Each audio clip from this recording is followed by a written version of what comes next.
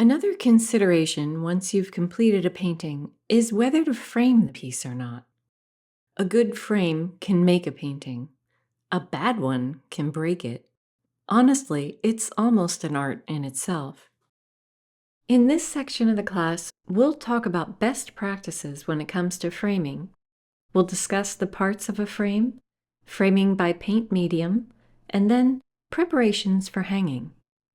After that, I'll walk you through how I frame both a painting where the face is open to the elements, like an oil painting, or one that sits under glazing, like a watercolor, with the idea that they can act as a point of reference for the many ways you can frame two-dimensional art. Now, not all artwork needs to be framed. Sometimes a finished painting is sold unframed, such as when working with certain online galleries.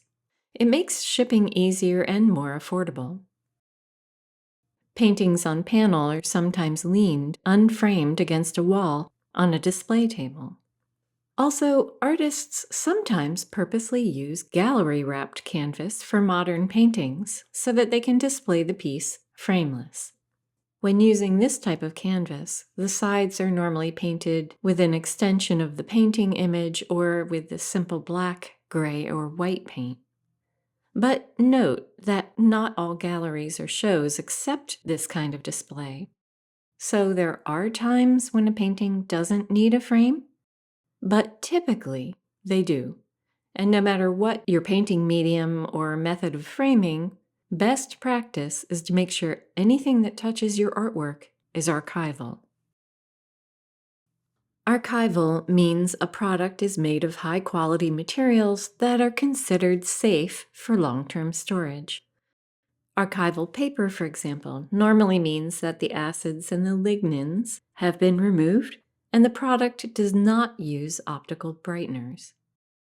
Certain natural ingredients can cause the paper to brown and deteriorate over time, and can leach onto material that's in contact with it. Have you ever uncovered an old photograph or an old paper that was yellow or browned? That's what we're talking about. Removing those ingredients from the paper increases the product's lifespan dramatically and makes it safe to use with art or anything else you want to protect long term. This is really important if you care about preserving your work. It's also very interesting. Plant material like wood, cotton, and linen are made up of cellulose and what's called lignin. Cellulose is a colorless material that, because of how light is reflected, the human eye sees as white. Lignin, on the other hand, is naturally brown in color and provides the strength in a plant.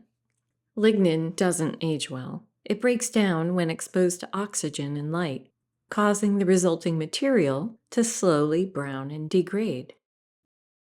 Now, when you realize that wood is composed of 30 to 40% lignin, and cotton has approximately 1% lignin, it's actually considered lignin-free, you can see why paper made with 100% cotton fiber has a natural advantage as far as archival quality. For comparison, brown paper bags retain much of the natural lignin so that they're nice and strong, but they deteriorate quickly. Newsprint, which is used for newspapers, retains some of the lignin, making them sturdy but short-lived. White 100% cotton fine art paper has essentially no lignin and will retain its integrity for centuries. In fact, sometimes you'll see manuscripts or books in a museum from the 1500s that look nearly new, especially when you compare it to those created in the 1800s when wood pulp was popular. Now, wood pulp can be chemically treated to remove lignin, and this is a big improvement. But the chemicals used can still cause the product to age quicker than those made with pure cotton. Now, there's also linen. Linen is a fabric made from the stem of the flax plant and is similar to cotton in that it's primarily made up of cellulose. But it has small amounts of hemicellulose and pectin, as well as 2% lignin. It's a little stronger than cotton, but has a touch more lignin. Still, it's considered archival quality. It's actually one of the oldest fabrics in the world. There are also synthetic framing materials, such as Tyvek products, that are considered conservation quality. So, how does all of this apply to framing?